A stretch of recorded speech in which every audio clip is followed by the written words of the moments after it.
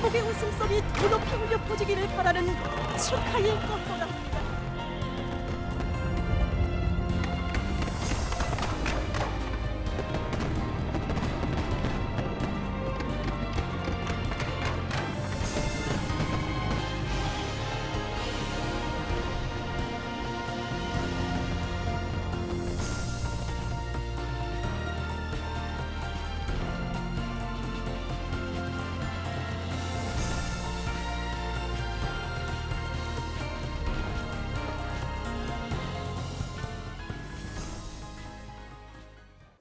시청자 여러분, 2022년 새해가 밝았습니다. 부디 올해도 건강하시고 소원하시는 모든 일이 잘 이루어지길 바라겠습니다.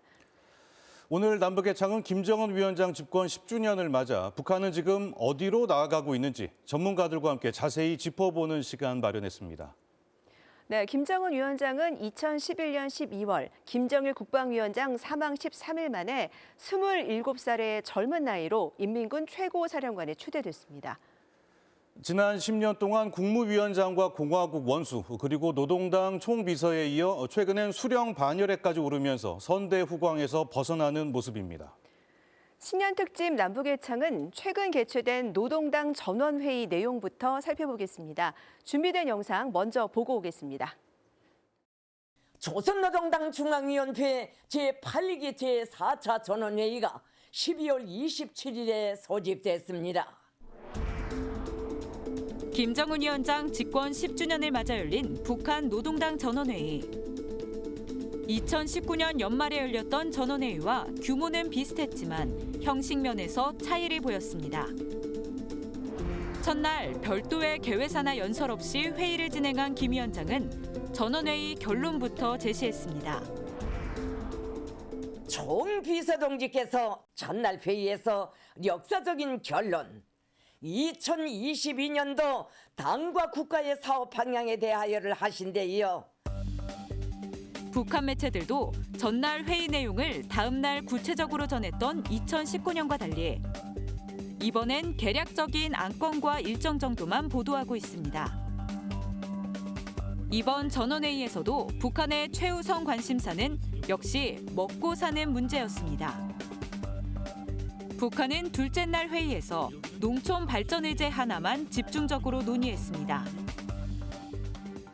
농촌 진흥의 웅대한 목표를 달성하기 위한 중장기적인 발전 전략과 중심 과업, 구체적인 실행 방도들을 제시하셨으며 혁명적인 중대 조치들을 취해 주셨습니다.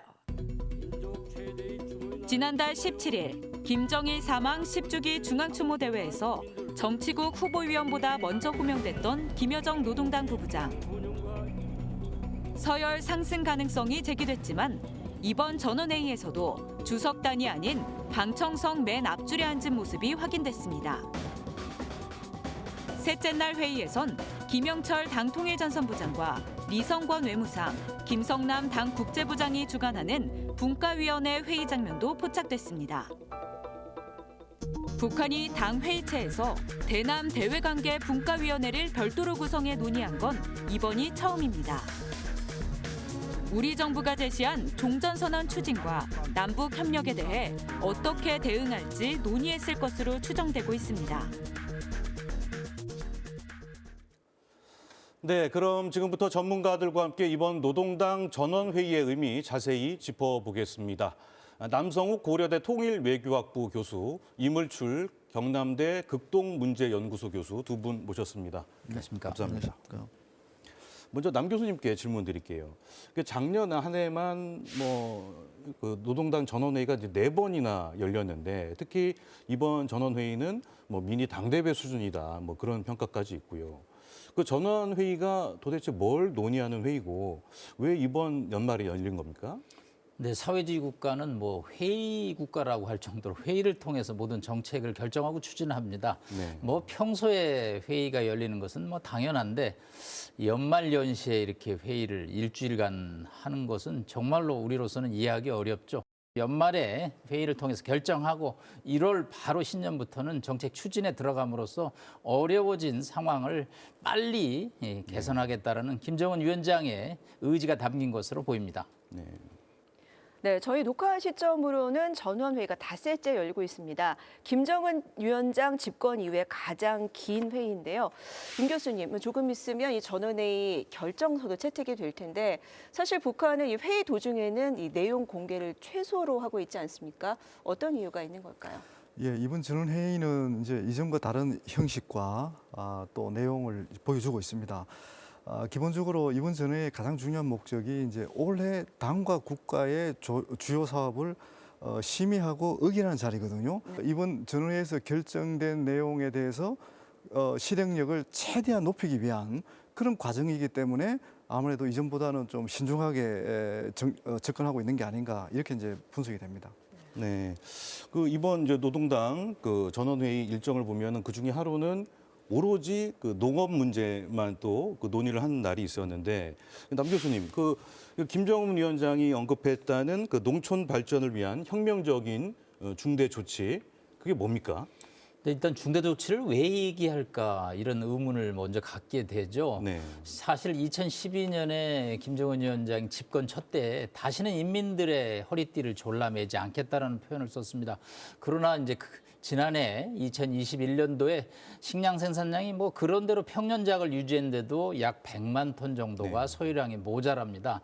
농업 생산량이라는 게 결국은 비료 문제라든가 농자재, 날씨 이런 모든 것이 받쳐줘야 되거든요. 그런데 비료라는 것은 원유를 수입해서 8단계 정제를 해야 되는데 북한 경제가 원유를 수입할 능력이나 또 원유를 정제하는 가공, 시설, 공장 가동 능력 등이 여전히 안 좋기 때문에 김정은 위원장 입장에서는 이거를 좀 더 혁명적인 방법으로 해결하라고 총괄적인 지시를 내렸지만 현장에서 이 문제를 푸는 것은 역시 쉽지 않다고 봅니다. 네.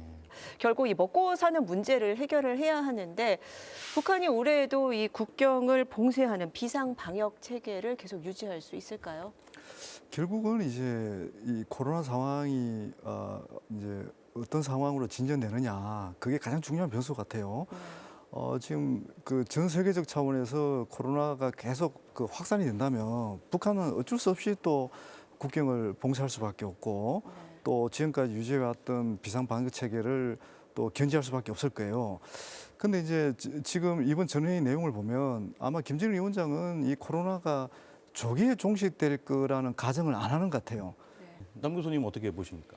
사실 북한이 뭐 WHO에 백신을 좀 달라고 공개적으로 요청하면 뭐 서울을 비롯해서 모든 국가가 나설 텐데 뭐 코백스를 통해서도 그렇고 여전히 이 코로나 백신을 받고 하는 데 대해서 뭐 주체 보건 의학 때문에 그런지 이 백신 접종에 대해서 아직까지 특별한 뉴스를 보내고 있지는 않은 것 같습니다.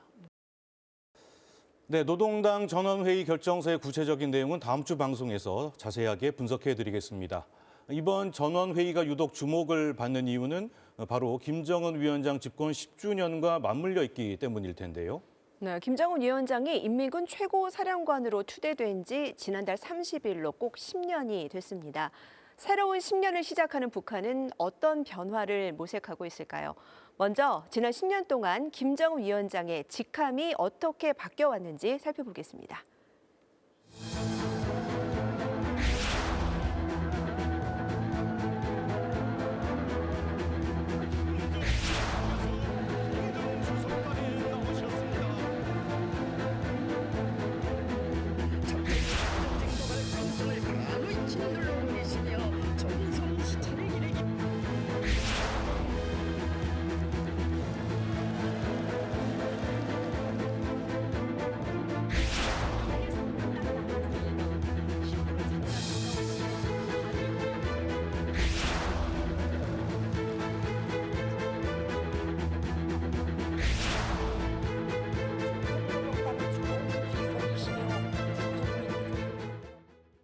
네, 뭐 방금 뭐 보셨지만 이제 27살의 그런 그 앳된 얼굴의 청년이 이제 뭐 집권 10년 만에 이제 수령 반열에까지 올랐어요. 그 이제는 뭐 선대 후광에서 벗어나겠다, 뭐 통치에 자신감이 있다.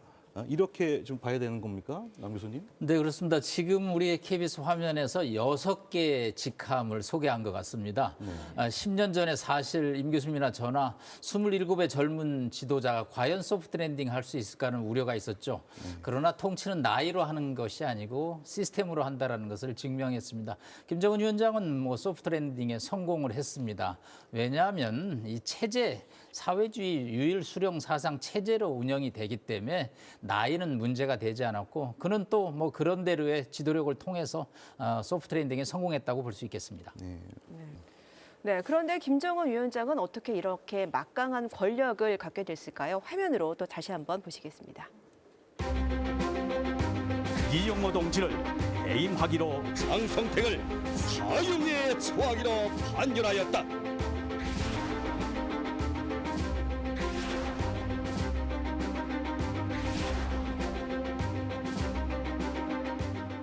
네, 이 공포 정치의 정점이라고 하면은 뭐라고 해도 이 이복형, 김정남 암살이 아니었나 싶습니다.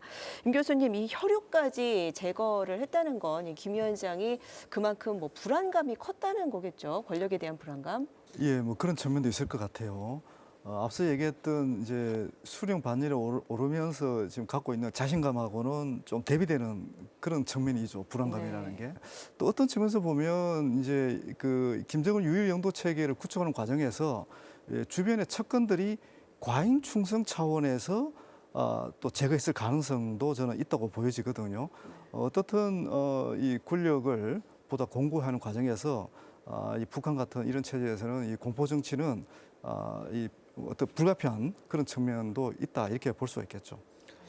근데 이제 그 김정은 위원장의 그 공포 정치가 최근까지도 이어져 왔지 않습니까? 뭐 리병철도 저 강등을 시켰었고 올해도 이런 식으로 김정은 위원장이 예하 간부들을 관리할 거라고 보시는지 어떻습니까? 지금 김정은 위원장의 그 통치수를 보면 신상 필벌주의가 아주 엄격한 것 같아요.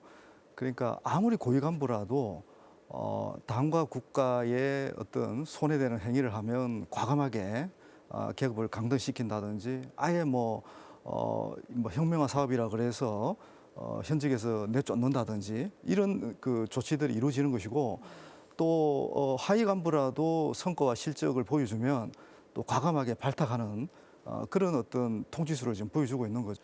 남 교수님은 어떻게 보십니까? 네, 신성필벌 임 교수님 설명에다 하나를 더 붙이면 긴장이죠, 긴장. 김정은 위원장의 발언 중에 양봉음이라는 사자성어가 나옵니다. 속으로 딴 마음을 먹는다라는 거죠. 일하는 척한다라는 거죠. 복종하는 척한다는 거죠. 그거 절대 용납하지 않다는 거죠. 그게 인민을 몰아가는 하나의 통치 방식이라고 볼 수 있겠습니다. 네, 그 뭐 이제 김정은 위원장 집권 10년 동안 이제 빠르게 권력을 장악하면서 지속적으로 또 강조를 했던 분야가 있는데요. 그 두 번째 키워드로 보시겠습니다. 민족의 본인을 하신 옥성숭의 국가 핵무력 완성의 역사적 해업 실현.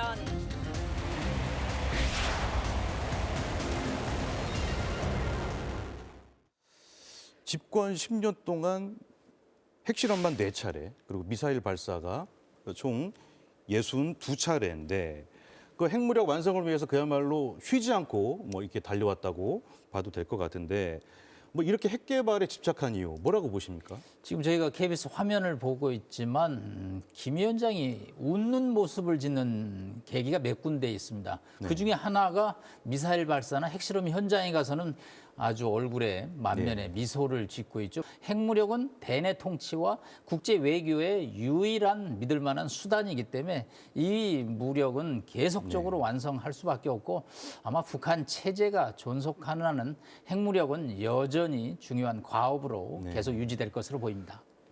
임 교수님은 어떻게 보십니까? 그래 결국은 이제 협상력을 제고하는 아주 유력한 또 수단이다.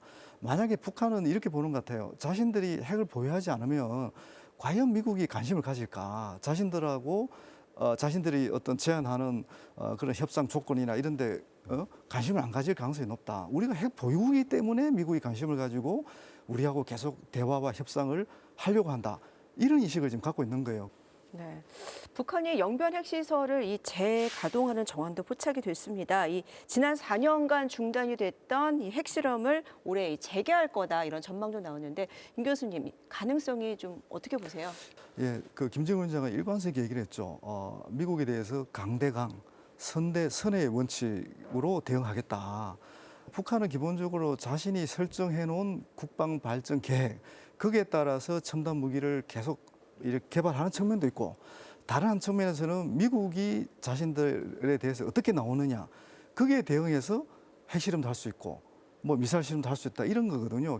북한으로서는 이 레드라인 넘었을 경우 또 자신들에게 어떤 불리한 점이 있는지 이런 부분도 치밀하게 계산할 수밖에 없는 거예요. 그러니까 앞으로 했던 정세 변화에 따라서 핵실험도 할 수 있고 그것보다 더한 것도 할 수 있다 이렇게 봐야 될 것 같습니다. 네. 네, 남 교수님은 어떻게 보십니까? 한국의 대통령 선거 3월 9일, 5월 15일 날 대통령 취임식이 있습니다. 그런데 이 상반기에 이 카드를 꺼내든다면 남북 관계는 뭐 아주 어렵게 되겠죠. 그래서 저는 상반기는 아마 북한이 카드를 좀 유보하고 하반기 들어서서 바이든 행정부와의 게임이 풀리지 않는다면 뭐 일단 미사일 카드부터 단계적으로 살라미 전술로 단계를 업그레이드 할 것으로 예상이 되고 있습니다. 네, 북한은 핵 무력 완성을 김정은 집권 10년의 최대 성과로 선전을 하고 있지만 핵을 지렛대로 삼았던 외교 담판은 실패하고 말았습니다. 세 번째 키워드 보시겠습니다.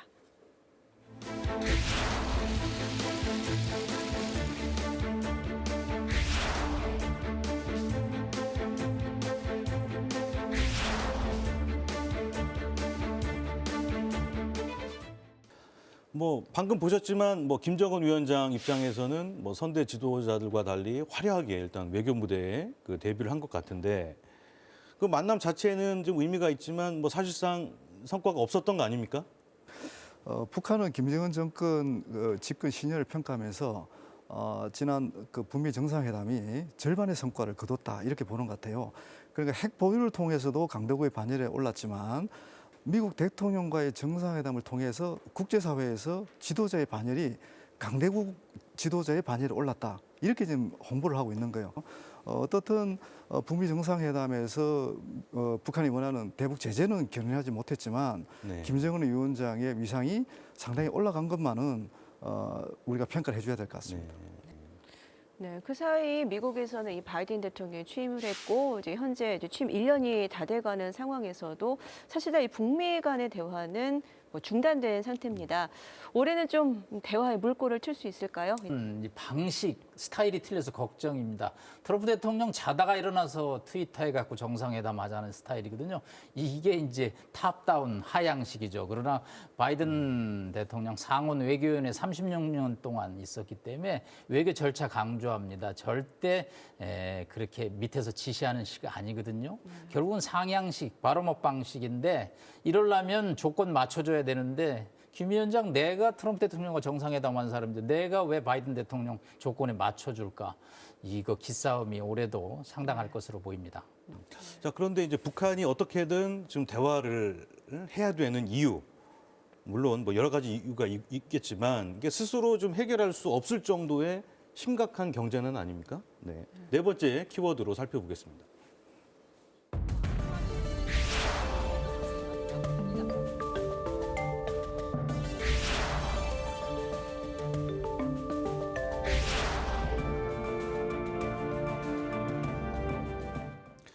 임 교수님, 지금 김정은 위원장이 추진했던 인민생활 향상 어떤 의미를 갖고 있습니까?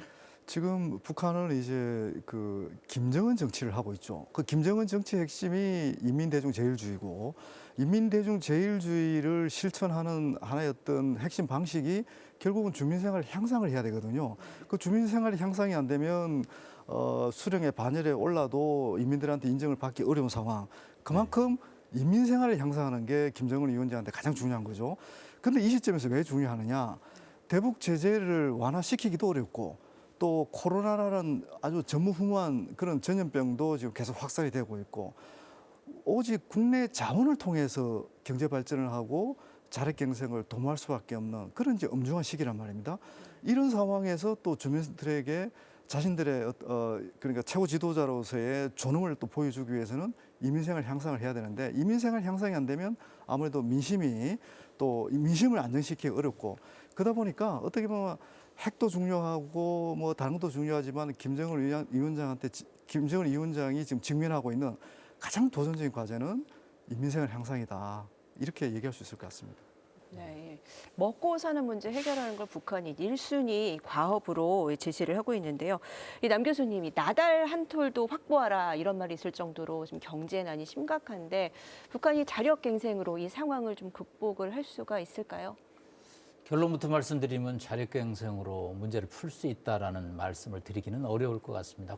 예, 이 밥에 고깃국에 비단에서 기와집이라는 70년 전에 김일성이 얘기했던 캐치프레이즈가 손자 때 와서도 여전히 해결되지 않고 있습니다. 뭐 답은 간략합니다. 핵무기를 개발하지 않고 그 돈으로 비료 사서 논에 뿌리면 식량 생산량이 늘어나죠. 우리 과거에 70년에 식량이 모자라던 시절에 비료 공장 세워서 식량 문제 해결했거든요. 그런데 북한 입장에서는 이제 정책을 바꾸지 않으니까 결국은 가을에 뭐 수확을 좀 더 나달을 해라, 뭐 빨리 탈곡해라, 벼베라 그러는데 그런 이제 노력 동원 방식이 과연 획기적인 성과를 나겠느냐에 관해서는 사실은 좀 회의적입니다. 이렇게 지금 경제는 어려운데 뭐 사상 통제, 내부 단속도 엄청 지금 북한이 하고 있지 않습니까? 그 중심에 또 이제 북한 뭐 청년들이 있는 거고요. 마지막 키워드 한번 보시겠습니다.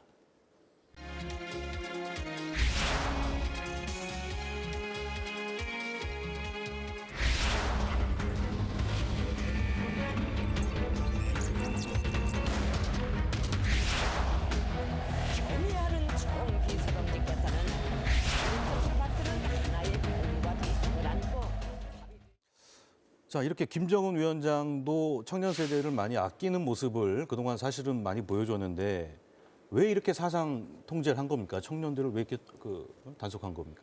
모기장을 치는 겁니다. 문화라는 것은 높은 데서 낮은데 멋있는 데서 덜 멋있는 데로 흘러가거든요. 네. 우리도 과거에 뭐 서구 문화에 많이 했죠. 북한 입장에서는 남한의 문화가 훨씬 더 세련되고 멋있어 보이죠. 예, 이런 데 대해서 관심을 갖는 것은 뭐 MZ세대 보통의 경향이죠. 북한 입장에서는 이걸 막아야죠. 경제도 어려운데 젊은 MZ세대들이 남측 문화에 빠진다면 공화국 체제가 흔들거릴 수밖에 없죠. 그래서 반동 사사문화 배경법이라든가 청년교양 보장법, 저희는 발음하기도 어려운 법들을 계속 만들어가지고 사상 단속을 통해서 외부의 물결을 차단해야지만 체제 유지가 온전하다는 그런 정책이죠. 네, 여러 가지 법들로 이 한국 문화에 대한 접근을 원천 봉쇄하겠다는 건데 이런 법안들로 북한 청년 세대들이 한국의 문화에 접근하는 걸 막을 수 있을까요? 저희들이 이제 북한 내부 그 미디어 사용 실태를 조사를 해보면 이 젊은 세대가 이제 그 각종 그 이동 수단 그러니까 그 저장 수단이죠. USB라든지 또 SD 카드, 뭐 T 카드 이런 다양한 그 콘텐츠 그 저장 수단들을 지금 자기들도 이용하고 또 확산시키고 그러면서 이제 서로 또 돌려보기도 하고 뭐 이런 문화들이 지금 상당히 정착돼 있더라고요. 뭐 이 MZ 세대도 다른 나라 못지않게 이제 그 물질 문화적 욕구가 굉장히 높은 것 같아요. 그러니까 이제 일시적으로는 통제를 할 수 있겠지만은 지속적이고 영속적으로 통제하는 것은 거의 이제 불가능하다고 보여지고요. 그래서 이제 북한이 나름대로 이 젊은 세대의 이제 욕구를 충족시킬 수 있는 아주 그 신선한 콘텐츠를 지금 남들은 만들고는 있어요. 근데 과연 이제 우리 한국 문화, 우리 그 한류 문화하고 비교를 했을 때 이제 경쟁력이 없는 거죠. 그러다 보니까 이제 한류를 더 막으려고 하는 거고 자기들이 만든 콘텐츠를 더 확산시키려고 지금 하고 있는 거거든요. 임 교수님께 다시 또 여쭤볼게요. 만약에 이제 새해 남북 관계가 호전이 되면 그러면은 뭐 북한 입장에서 다시 또 이제 그 한류 단속을 좀 뭐 완화시킬 수도 있다고 보시나요? 결국 이 한류 단속의 수위는 남북 관계의 신뢰에 달렸다고 봅니다. 네. 그러니까 북한이 이 남측하고 교류 협력을 활발하게 진행해도 이 청년들의 어떤 그 사상에 미치는 영향을 얼마든지 관리 가능하다. 이런 판단을 하면 뭐 더 허용할 수도 있고 그런데 이제 남쪽 정부와 남쪽 사회를 신뢰할 수도 없고 또 이게 어설프게 문화교류 또 교류 협력을 추진했다가는 오히려 역효과가 날 수도 있다 이런 판단을 하면 이제 더 단속도 하겠죠. 근데 과거의 남북 교류 협력의 사례를 제가 오랫동안 지켜보면 이 한류의 허용 범위는 순전히 신뢰 문제예요. 이제 신뢰의 여부에 따라서 북한 당국의 또 통제 여부도 달라질 거다 이런 말씀 주셨고 남 교수님은 어떻게 보십니까? 네, 자신감이겠죠. 동서독은 1950년도부터 방송을 서로 허용했습니다. 그러나 우리는 지금 남북한의 방송 교류가 안 되죠. 과거에 남북한의 문화 교류가 있던 시절이 있었습니다. 그런데 이제 긴장이 고조되기 시작하면 문화부터 교류부터 없어지거든요. 특히 김정은 위원장 입장에서는 경제가 어려운 상황에서 문화교류를 허용했을 때 자칫하면 진짜 MZ세대들이 BTS에 빠져가지고 맨날 그러면 정말 큰일 나겠죠. 그렇기 때문에 이 새해에서도 남북 간의 문화교류는 조금 순위가 뒤로 밀리지 않을까 봅니다. 네. 네, 지금까지 김정은 정권 10년을 돌아보고 앞으로 북한의 10년은 어떤 변화가 있을지 알아봤는데요. 네, 그렇다면 꽉 막힌 남북 관계에도 새해엔 어떤 변화의 바람이 불 수 있을까요? 남북의 창이 단절된 남북 교류를 상징하는 도라산역에 다녀왔습니다. 네, 준비된 영상 보시고 대담 이어가겠습니다. 제가 지금 나와 있는 이곳은 임진강역입니다. 일반인들이 전철을 타고 갈 수 있는 역 중에 가장 북한과 가까운 역이라고 하는데요. 오늘 이곳에서 특별한 열차가 운행이 된다고 합니다. 과연 어떤 열차일까요? 지금 함께 만나러 가보시죠. 임진강역에 도착한 전철에서 승객들이 내리고 있습니다. 민간인 통제구역 안에 있는 도라산역에 가기 위해 이곳을 찾은 건데요. 민간인 들어갈 수 있는데 신분증이나 뭐 그런 거 갖고 들어가야 되는 곳? 북한이랑 밀접되어 있기 때문에 그런 것 같아요. 임진강역과 도라산역을 오가는 전철은 매주 주말과 공휴일에 하루 한 차례씩 운행되는데요. 민통선 안쪽에 들어가는 만큼 출입 신청서를 작성해야 탑승권을 받을 수 있습니다. 잠시 후면은 민간인 통제선을 넘어서 도라산역까지 향하는 전철을 타게 될 텐데요. 매일 타는 전철이 이 휴전선 가까이 간다고 생각하니 참 새롭고 설레기도 합니다. 드디어 출발. 평소 보지 못했던 색다른 풍경이 창밖으로 펼쳐지는데요. 오늘 영하 15도인데 지금 이 파주 지역 쪽에는 다 강이 얼어가지고 보이시나요, 여러분? 6.25 전쟁 당시 폭격으로 무너진 임진강 철교. 덩그러니 남은 교각이 더욱 쓸쓸하게 보였는데요. 가깝긴 한데 네. 이렇게 열차 타고 갔는데 좀 제한적으로 들어갈 수 있다는 점에서 뭔가 감회가 새롭네요. 현재는 임진강 철교가 상행선만 복구되어 경의선의 명맥을 이어가고 있습니다. 네, 여기 도착을 했습니다. 도라산역에. 여기서 개성까지는 17km. 205km만 달리면 평양역에 도착합니다. 2007년 5월에는 개성으로 향하는 열차가 도라산역을 지나가기도 했는데요. 그해 겨울에는 파주 문산에서 출발한 화물열차가 개성공단까지 정기적으로 운행하기도 했습니다. 우리나라 최남단역도 가보고 최서단역도 가보고 네. 또 다른 최북단역이 백마고 지역도 있거든요. 네. 도라산역은 그렇지 않으니까 또 너무 새롭고 또 독특한 것 같아요. 선로는 북쪽으로 연결되어 있지만 열차는 더 이상 북쪽으로 향하지 못하고 있는 상황인데요. 우리는 언제쯤 개성에 가는 열차에 몸을 실어볼 수 있을까요? 남북 철도가 연결돼 대륙으로 열차가 다닐 것에 대비해 도라산역에는 국내용과 국제용 두 곳의 승강장을 만들어 놓았는데요. 우리가 남북 간 연결되면 철도로 이산가족 상봉이라든가 또는 스포츠 문화 교류 그리고 인도적 지원, 정상회담까지도 철도로 할 수 있습니다. 이처럼 철도로 남북이 왕래를 하면 지속 가능한 그런 남북 협력이 가능해질 것이고요. 우리나라 헌법상 북한은 외국이 아니기 때문에 입국과 출국 대신 경계를 넘나든다는 의미로 입경과 출경이라는 표현을 쓰고 있는데요. 언젠가 정말 이런 티켓을 받을 날도 오지 않을까 싶거든요. 이렇게 또 직접 받아보니까 아예 불가능한 건 아니겠다라는 생각이 듭니다. 남북 철도 연결 사업은 정상회담 합의 사항인데도 불구하고 아직 이행되지 못하고 있습니다. 2022년 새롭게 떠오른 태양처럼 새해에는 남북한 사이에 더 많은 교류와 소통이 이뤄지길 바라봅니다. 네, 열차를 이용해서 북한 여행을 한다. 참 꿈 같은 일인데요. 임 교수님이 앞서 저희가 영상에서도 봤지만 이 남북한이 도로나 철도를 연결하려고 여러 번 이제 시도를 했었는데 왜 번번이 실패를 하게 된 걸까요? 어떻게 보면 2018년 판문점 그 남북 정상회담에서의 핵심 합의 사항이 남북한 철도 도로 연결인데 이 철도 도로 연결을 위해서 현장 조사도 여러 차례 했고 또 2018년 연말에 착공식까지 했죠. 근데 결국은 이제 유엔 안보리 제재를 이제 극복하지 못한 거죠.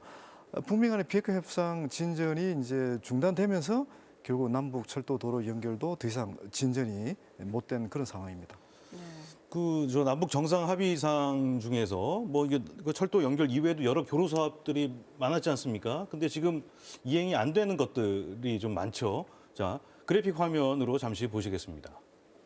네, 이렇게 보시면 철도 도로 연결 이외에도 뭐 개성공단 재개, 금강산 관광 정상화 합의를 했었고요. 이산가족 상봉 행사도 같이 열기로 얘기가 됐는데 아직 좀 이행이 안 되고 있는 상황 아닙니까? 뭐 남 교수님 올해 대선이 얼마 안 남았는데 남북 정상의 약속 뭐 올해 지켜질 수 있을까요?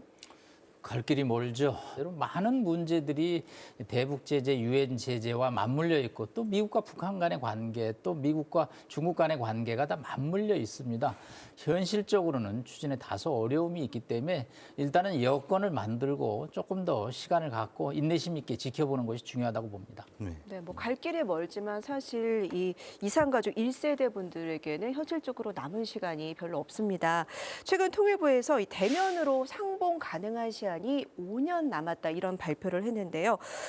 임 교수님, 이산가족 문제는 어떻게 해결을 할 수가 있을까요? 예, 제가 이제 가장 안타깝게 바라보는 부분이죠.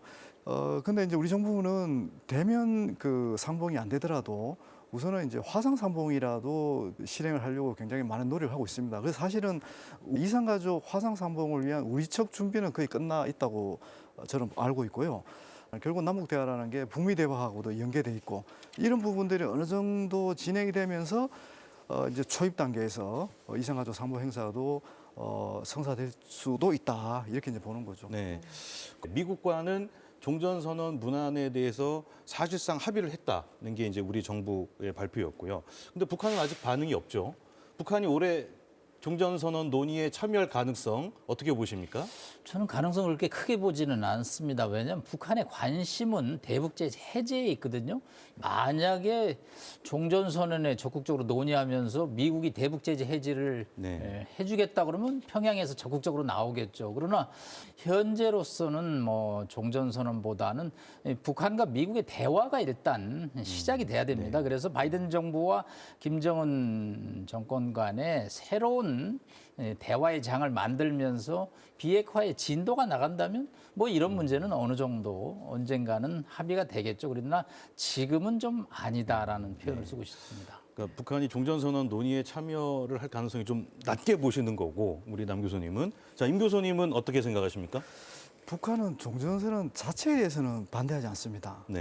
근데 문제는 이제 종전선언이 이루어지더라도 대북 적대시 정책이 그대로 존재하는 한 이 종전선언 의미가 없다. 그 핵심이 결국은 이제 한미 군사 훈련을 이제 중단하는 이런 조치와 같은 뭔가 자신들이 좀 더 적극적으로 나올 수 있는 그런 조건과 환경을 만들어 달라. 이제 이렇게 지금 요구를 하고 있는 거예요. 북한의 호응을 이끌어내기 위해서는 상당히 전향적인 조치를 취해야 되는데 과연 그럴 수 있을까? 저도 조금 회의적으로 보는 거죠. 예, 그런 측면을 보는 거죠. 네, 이제 한 달 뒤면 이제 베이징 동계올림픽이 시작이 됩니다. 우리 정부는 이번 올림픽을 계기로 이 남북 관계를 좀 개선하려고 하는데 참 전망이 밝지는 않은 것 같습니다. 정의용 외교부 장관의 발언 잠시 들어보시겠습니다. 베이징 올림픽을 남북 관계 개선의 하나의 계기로 삼기를 희망했습니다만 현재로서는 그런 그 기대가 사실상 어려워지고 있는 게 아닌가 이렇게 생각을 하고 있습니다.